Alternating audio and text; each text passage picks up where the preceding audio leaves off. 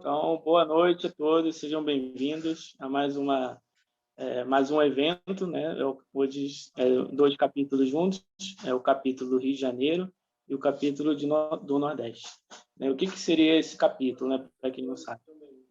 Nós somos um grupo de advogados e fazemos alguns serviços pro bono, também temos uma causa que nós lutamos pelo direito de religião, né? Que a gente defende que todos nós temos o direito de escolher a sua liberdade religiosa. Então, temos essa causa. E durante 2 vezes no ano, nós fazemos algumas atividades pro bono, né? Que são algumas explicações para as pessoas sobre o direito, sobre a gente dar orientação jurídica. Então, hoje nós vamos ter a oportunidade de falar um pouco sobre os direitos do consumidor. Então, eu sou o Dr. Francisco, eu sou advogado consumerista. Logo em seguida, vocês terão a oportunidade de ouvir o Dr. Anderson e logo em seguida, o Dr. Rafael. Então, primeiramente, gostaria de falar um pouco sobre os direitos básicos do consumidor, né? Então, antes de mais nada, né, é importante identificar quando que vai ter uma relação de consumo para que o Código de Defesa do Consumidor ele seja aplicado. Então, para que haja uma relação de consumo, precisa haver um consumidor e um fornecedor, né? Se a gente for pegar a definição no Código de Defesa do Consumidor, no artigo 2º, é possível identificar que consumidor é toda pessoa jurídica ou física que adquire produto ou serviço como destinatário final, né? Muitas das vezes vai ser possível identificar de forma clara que a pessoa física ela é consumidora, né? E muitas vezes a gente vai identificar que a pessoa jurídica ela não está sendo, porque ela pega o produto e não é destinatário final, ela está reinserindo o produto no mercado como revendedor. Então, dessa forma, ela não é uma consumidora, um consumidor. Porém, existem algumas decisões, né, que já foi identificado que mesmo a pessoa jurídica, e mesmo o código também fala que pode ser, né, essa pessoa também pode ser consumidor, né? Então, existem alguns julgados, né? Às vezes a pessoa jurídica é uma loja pequena e às vezes não tem muito conhecimento técnico de algum produto que ela compra para poder inserir no mercado. Então, já teve julgados que já reconheceram essa pessoa como consumidora, né? Identificou que ela teria uma vulnerabilidade. Então, e fornecedor é fácil, né? Identificar é todo aquele que fornece ou fornece um serviço ou fornece um produto. Então, é bem simples. E aí, o consumidor ele tem alguns direitos, né, que o protegem de acordo com o Código de Defesa do Consumidor. Por quê? Porque muitas vezes o consumidor está em desvantagem, né?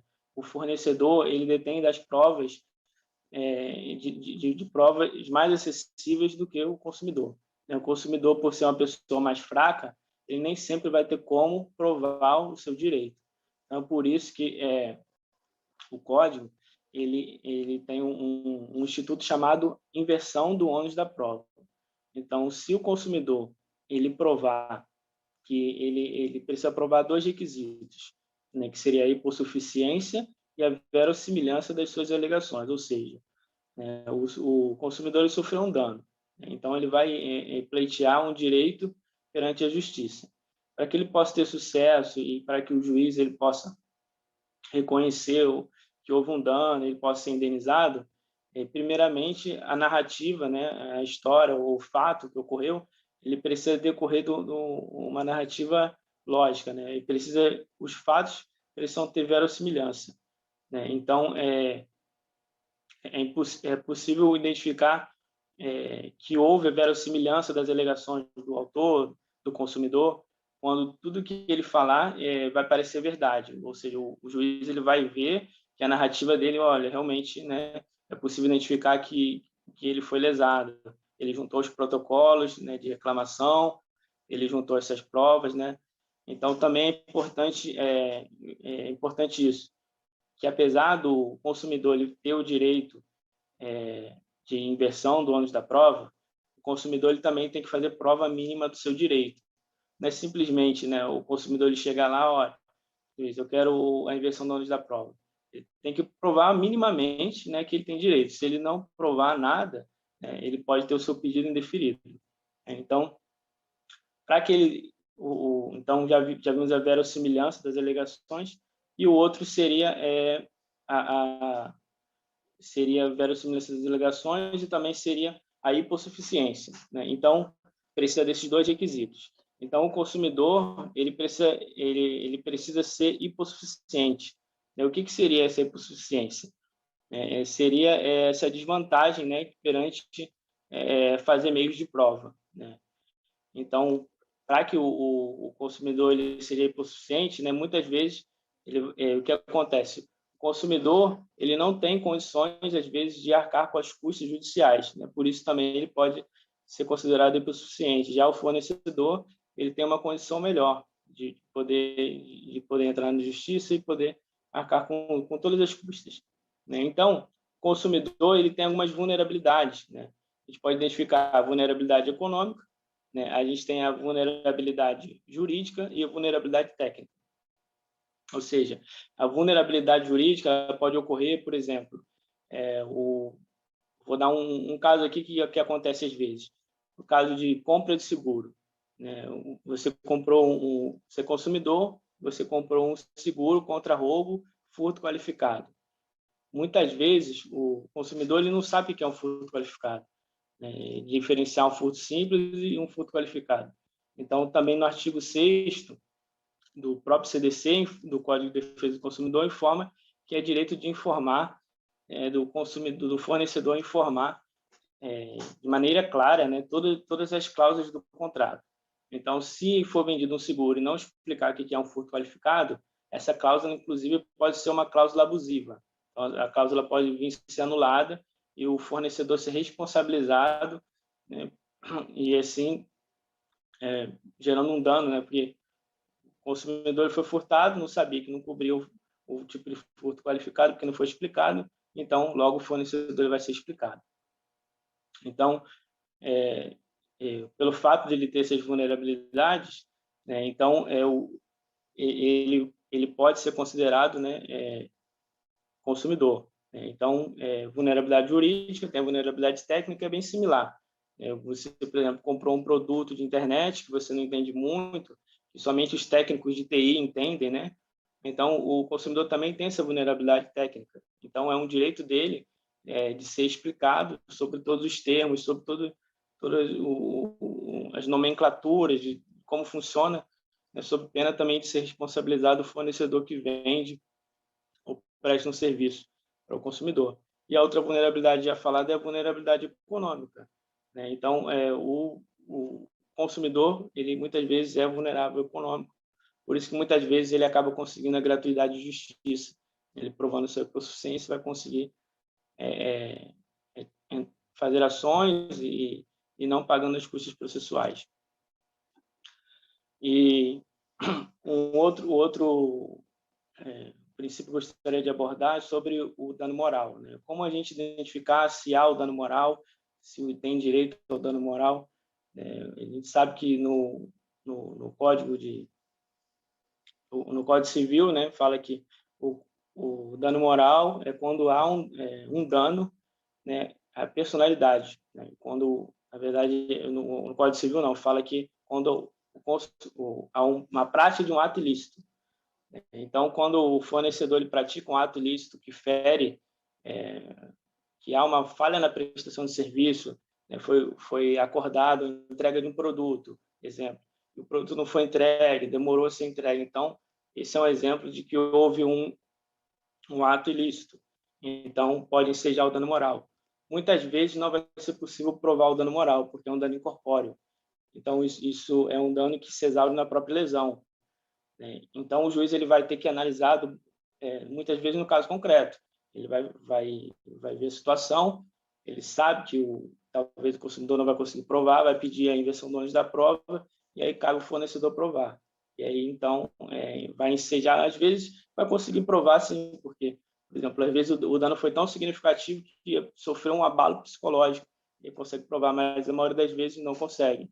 Então, o consumidor ele tem essa proteção contra ele, por nem sempre ser possível de provar a existência de dano moral, né, mas de acordo com a narrativa dos fatos, de acordo com toda a situação e algumas provas mínimas que o autor juntou, ele vai poder ter direito a essa indenização.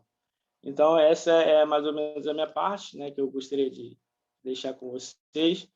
Agora nós teremos a oportunidade de ouvir o doutor Anderson Lopes falar um pouquinho para a gente. Muito obrigado aí, Francisco, pela explanação, essa introdução perfeita aí a respeito aí dos direitos aí do Código do Consumidor. Dando continuidade, eu vou abordar 4 pontos.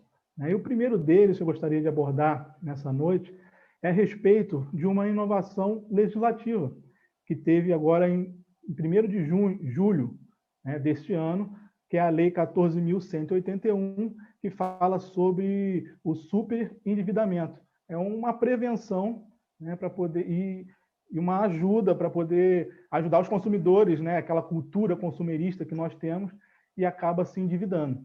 E interessante que ele mudou o código, o CDC, o Código de Defesa do Consumidor, e mudou também o Estatuto do Idoso. Mas eu gostaria de pontuar aqui agora a respeito do dispositivo do artigo do CDC 54C, que traz o seguinte, que traz que agora, quando as empresas de empréstimo for conferir empréstimo, né, conceder empréstimo para os consumidores, eles não podem mais fazer a propaganda informando que será concedido sem prévia consulta no SPC e Serasa. Então, está vedado.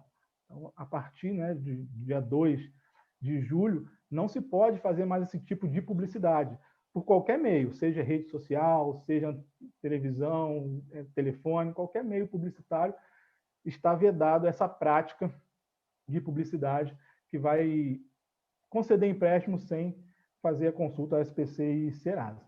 Esse seria o primeiro ponto. Outro ponto que eu gostaria de conversar hoje com vocês é a respeito se, quando recebemos um cartão de crédito sem solicitar. Então, é uma prática dos bancos, o que eles têm feito?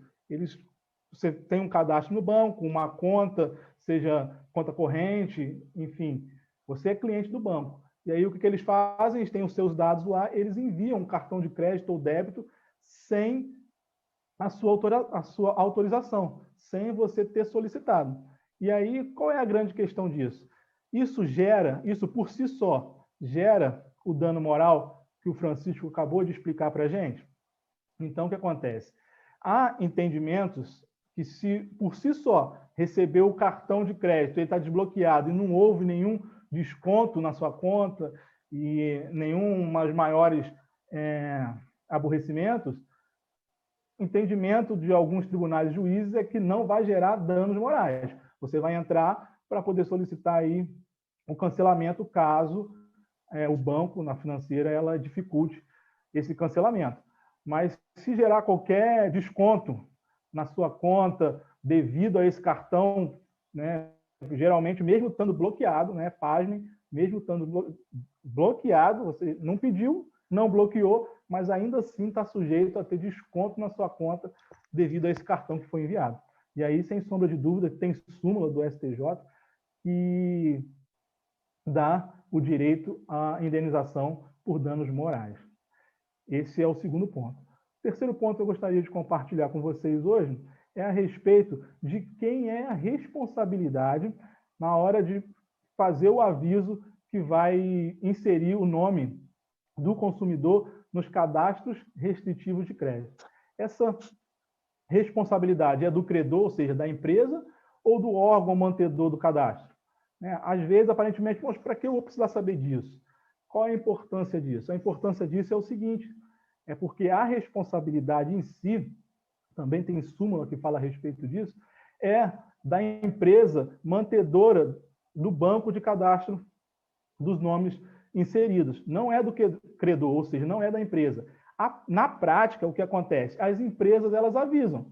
Então, por exemplo, aí, deixei de pagar uma conta de luz e passou o tempo necessário e a SEDAI, né, no nosso caso aqui, no Rio de Janeiro, SEDAI vai lá e faz o aviso prévio de que, se você não pagar, vai inserir o seu nome no SPC e Serasa. Mas essa responsabilidade, na verdade, é da empresa mantedora dos cadastros restritivos de crédito. E por que isso é importante? Porque se você entra, por exemplo, você não foi avisado previamente, e entra na justiça só com o credor, ou seja, só pela empresa, pode ser negado para você a indenização por danos morais, porque você não colocou a empresa responsável perante a lei que deveria dar esse aviso prévio.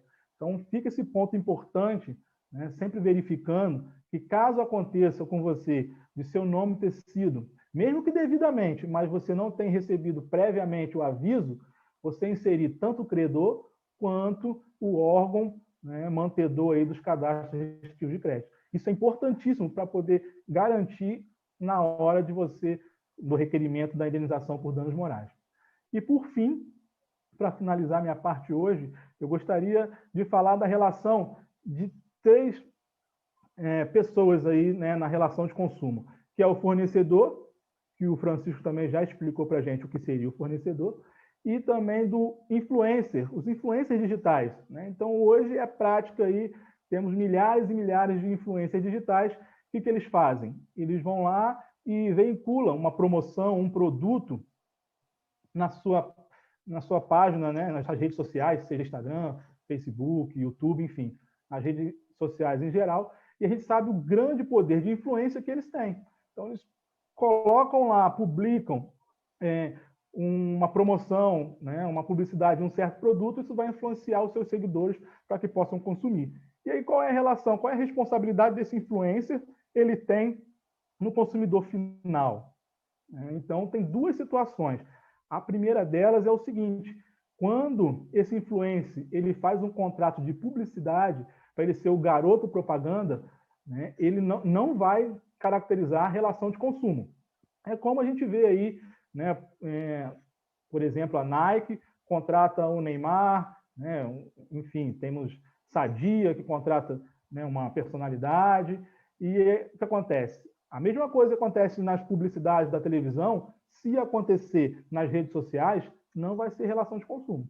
Porém, se o contrato desse influencer ou qualquer personalidade que seja e vincula isso nas suas redes sociais, ela estiver ganhando lucro com isso, faz uma promoção e ela fica com umas porcentagens restantes do valor cheio do produto. Ou ela vende o produto valor cheio já, mas ela também recebe uma comissão de acordo com as vendas que foram realizadas. Se for esse tipo de contrato, essa situação, aí sim, qualquer influência ou personalidade que veicular isso nas suas redes sociais, influenciando para que os consumidores eles possam adquirir aquele produto, se o produto vier, produto ou serviço, prestação de serviço, se vier com defeito, se não chegar, qualquer coisa que tiver diferente aí, que tenha proteção do nosso CDC, tanto o fornecedor, que é a empresa, quanto o influencer, eles serão responsabilizados e enquadrados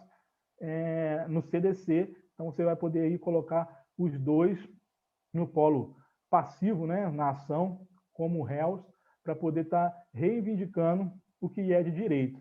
Então, isso é muito importante, porque hoje, atualmente, essa é uma prática que tem acontecido de forma muito demasiada. Então, é importante a gente estar atentos ao nosso direito, porque qual é a diferença de enquadrar no CDC e não enquadrar? No CDC tem uma coisa chamada responsabilidade objetiva. O que isso significa? Você não precisa comprovar a culpa do influencer ou do fornecedor. Então, se você conseguir enquadrar no CDC, só pelo motivo de você trazer essa verossimilhança que foi explicada pelo Francisco, você vai conseguir, né, e comprovar que a prestação de serviço ou o produto estava defeituoso, pela responsabilidade objetiva, você vai conseguir reivindicar aí o seu requerimento da indenização por danos morais ou danos materiais, conforme for o caso. Então, gostaria de explanar esses assuntos, esses 4 pontos, nessa noite e agradecer a oportunidade aí também. Forte abraço a todos e boa noite. Boa noite a todos. Boa noite. É um prazer estar com vocês aqui nesta noite. Eu gostaria de falar um pouquinho sobre o direito ao arrependimento. Esse tópico específico do Código de Defesa do Consumidor é algo bem peculiar que se fala muito, não é? As pessoas comentam muito essa questão de direito ao arrependimento. Então, muitas vezes, o consumidor, ele vai no shopping, ele faz uma compra, vende o produto, ele chega em casa e ele se arrepende. E aí o que acontece? Ele volta lá na loja e faz, eu quero trocar. E eu já ouvi muitas vezes o consumidor chegar e dizer, mas eu fui na loja e o vendedor disse que não ia trocar o meu produto. E aí eu olho para o consumidor e digo, mas ele não é obrigado a trocar. E aí ele diz, onde está escrito isso? E aí eu repito, esse é o problema, não está escrito. No Código de Defesa do Consumidor, no seu artigo 49, ele diz o seguinte: o consumidor pode desistir do contrato no prazo de 7 dias, a contar de sua assinatura ou do ato do recebimento do produto ou serviço. E aí vocês vão dizer, você está ficando louca? Você acabou de dizer que ele não tem o direito de troca. Mas aí ele continua. Sempre que a contratação do fornecimento do produto e serviço ocorrer fora do estabelecimento comercial, especialmente por telefone ou a domicílio, né? E claro que hoje inclui nesse artigo a questão da internet, né? Compra por internet. E muitas pessoas questionam isso. Mas por que eu não posso trocar? Não pode trocar, porque você foi no estabelecimento, você pegou o produto, você viu o produto, você teve tempo suficiente de manusear o produto. Então, você tinha tempo lá de decidir. Diferente de quando você faz a compra, olhando um catálogo, seja no site, seja ele fisicamente, quando aquele vendedor de produtos, digamos que acontece muito, né, de perfumes, de produtos de beleza, chegam na sua casa mostrando, então você está vendo um catálogo, mas você não está vendo o produto físico, você não está pegando. Você está adentrando o site, mas você não está vendo ali uma imagem, né? Apenas uma imagem. Você não está vendo o produto ali, você não está tocando, você não sabe a qualidade daquele produto. Então, para resguardar o consumidor de comprar um produto achando que é de boa qualidade, quando receber não seja ele de boa qualidade, esse produto, o Código de Defesa do Consumidor vem trazendo esse artigo para defender o consumidor desse tipo de lesão. Então, o que acontece? Eu compro um produto pela internet. Comprei o produto hoje, digamos que o produto demorou 20 dias para chegar na minha casa. Eu recebi o produto, olhei, não gostei daquele produto. E aí, a partir daquele momento, do dia que eu recebi aquele produto na minha residência, que eu peguei aquele produto, eu tenho 7 dias para devolver aquele produto. Então, vamos lá. Essa devolução, quem arca com essa devolução? Sou eu que vou arcar? Eu vou lá nos Correios, eu vou ter que pagar para devolver o produto para a empresa? Não. O Código de Defesa do Consumidor, ele também protege o consumidor quanto a isso. Então, cabe ao vendedor, né, o site, ou a pessoa, ou a empresa que vendeu, arcar com esse custo, o custo da devolução daquela mercadoria. Então, cabe a ele também. Mas eu já paguei, eu paguei em boleto. O que vai acontecer? O consumidor tem o direito de receber a quantia paga monetariamente corrigida, a partir do momento que houve o arrependimento daquela compra. Então, é direito do consumidor a essa devolução. Você pode ter o seu valor devolvido a partir do momento que você devolve o produto. Agora, é muito importante lembrar, esse produto ele não pode ser rasurado, ele não pode ser usado, você não pode pegar, você tem que abrir a embalagem, viu que não gostou, viu que é de má qualidade, contactar a empresa para fazer a devolução. Como eu faço esse contato? E aí é onde geram os maiores problemas para os consumidores, não é? Porque como eu vou provar que eu tentei pelo menos o contato a partir do momento que eu me arrependi? Então, o ideal é que, se você fez uma compra em uma página do Instagram, por exemplo, e aí você faz uma compra por aquela página, tenta falar lá no direct, salva essas conversas. Se você fizer ligação, pede número de protocolo. Gente, número de protocolo é muito importante. É muito importante, porque a prova que você tem, que você tentou entrar em contato com aquela empresa, que você tentou resolver aquele problema. Às vezes nós achamos que, não vou anotar esse número de protocolo, porque as gravações ficam número de protocolo, e aí você não grava ou você não quer anotar. Gente, é muito importante. Eu já vi consumidores perder ações por não comprovarem que tentaram entrar em contato com a empresa. Não conseguiram comprovar. E o que comprova são os protocolos. Não, eu tentei entrar em contato. Está aqui o protocolo. Tentei entrar em contato uma vez, 2 vezes, 3 vezes, e aí você dá todos os protocolos.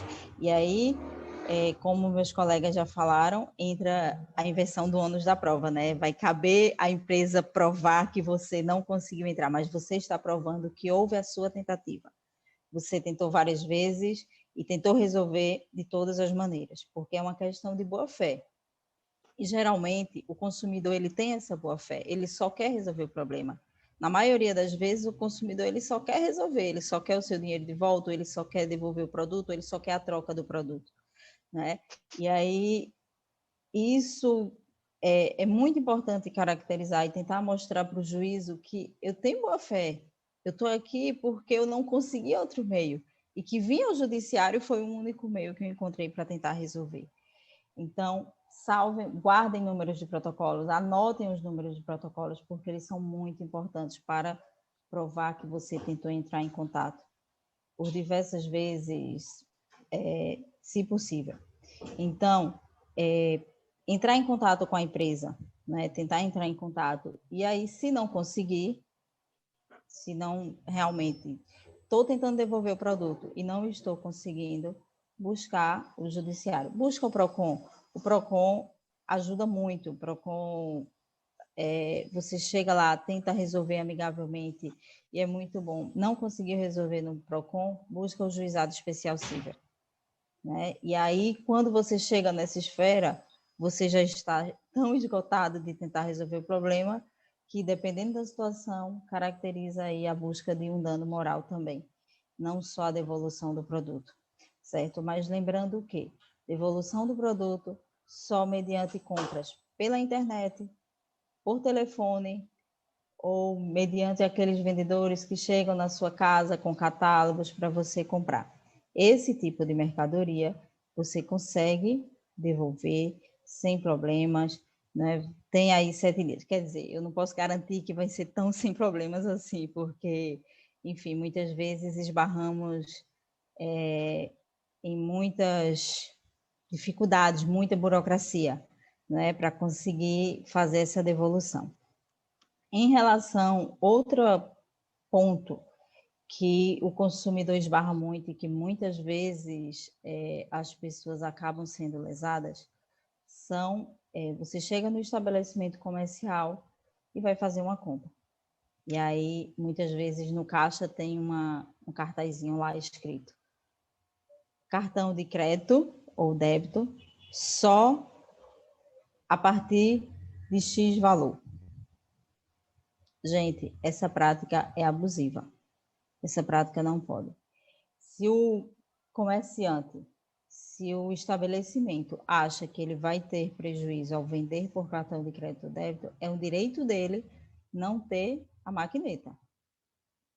Ele não é obrigado a ter a maquineta. A partir do momento que ele tem a maquineta no estabelecimento comercial, ele não pode cobrar, não pode estipular valores para que seja passado no cartão de crédito ou débito, certo? A única coisa que pode ocorrer é que ele pode dar um desconto se o pagamento for à vista.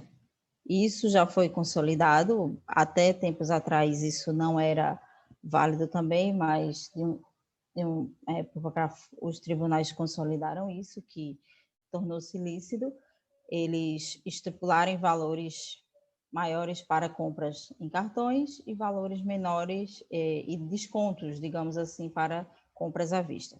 Mas estipular mínimo para passar em cartão de crédito é abusivo. Isso não pode ocorrer. É um direito do consumidor buscar isso.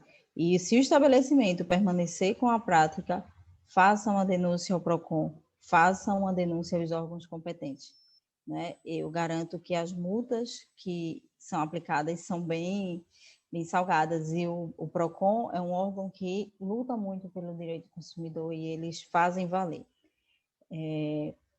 Essa questão é bem delicada também, não é? E outro ponto que eu gostaria de compartilhar com vocês é a questão de, hoje, tem muitas compras que nós fazemos pela internet. E aí a gente entra lá no site, só que dentro daquele site tem os vendedores, não é? Digamos, eu entro lá num site bem famoso, não é? De eletrônicos, e dentro daquele site tem outros vendedores que vendem ali. E aí o que acontece? A dúvida, de quem é a responsabilidade? Quem eu devo responsabilizar se de repente eu me deparar com uma fraude, se eu comprar um produto e ele não foi entregue, ou se eu comprar um produto e ele foi entregue diferente do que eu comprei? A responsabilidade são de ambos, tanto do site famoso que vende, quanto do outro vendedor. Se um não responder, o outro vai ter que responder. Então, o que não pode e o que não vai acontecer é o consumidor ficar no prejuízo. Porque a partir do momento que um site famoso, ele bota um vendedor lá para vender os produtos dele, ele está tomando a responsabilidade também, caso aquele vendedor ele cause algum prejuízo ao consumidor. Então, são essas coisas que eu gostaria, né, de compartilhar com vocês hoje em relação a compras feitas pela internet e ao direito ao arrependimento. São coisas bem importantes, eu acho que todo consumidor ele precisa saber disso. É muito importante buscar os nossos direitos, nós temos isso, eu acredito muito que falta mais conhecimento da população no geral, né? E nós estamos aqui esclarecendo um pouquinho, não é? O Código de Defesa do Consumidor é muito grande, tem muitas coisas que precisamos saber. Eu acredito muito que tem que ser divulgado, né? E ações como essas, elas são maravilhosas, né? Eu gostaria de agradecer também a J. Rubem Clark Rio, né? Capítulo Rio de Janeiro, junto com o capítulo Nordeste, que realmente são momentos como esses são muito importantes para a sociedade, né? Um momento que nós não estamos podendo fazer o nosso pro bono pessoalmente, mas fazer um debate como esse ajuda muito as pessoas, né? Ajuda a esclarecer e a tirar dúvidas. Eu vi que tem uma jovem que colocou uma dúvida lá no chat. Alguns dos doutores gostariam de responder, doutor Anderson, doutor Francisco. Sim, posso responder sim. Boa noite, Rayane Freitas. Muito obrigado pela pergunta e participação. A doutora Rafaela já explanou muito bem um pouquinho a respeito disso, né? Só vou dar uma acrescentada, mas foi o último ponto da doutora Rafaela. Então, o que acontece? O último ponto da doutora Rafaela explicou é exatamente essa prática que está muito comum, que é o marketplace, né? Então, o marketplace nada mais é que essas grandes plataformas conhecidas como lojas americanas, né? No caso Americanas, B2W é o conglomerado, né? Então, tem o Submarino, Shoptime, enfim, Magazine Luiza, são grandes plataformas. Então, agora elas estão abrindo e estão disponibilizando para que um vendedor, né? Eu, por exemplo, quero vender algum produto, vou lá, me cadastro nessa grande plataforma e começo a vender os meus produtos. E aí, como a doutora falou, de quem é a responsabilidade? Importantíssimo, responsabilidade dos dois. Então, Rayane Freitas, no seu caso, tem que colocar tanto o vendedor quanto as lojas americanas aí na justiça, para você poder estar reivindicando. Geralmente eles fazem isso. Às vezes, até as plataformas falam, não se responsabilizamos caso o produto não seja entregue. Esquece isso. Se está lá, é de enfeite. porque na lei responsabiliza e, inclusive, se não encontrar o vendedor, pode ficar tranquila que está pacificado na justiça, que a grande plataforma, no seu caso aí, a Americanas, vai responder e vai ter que arcar, e aí depois ela resolve lá com o vendedor, tá bom? Então não deixa aí de, né, procurar os seus direitos, ver um advogado, enfim, para poder estar reivindicando aí a sua situação.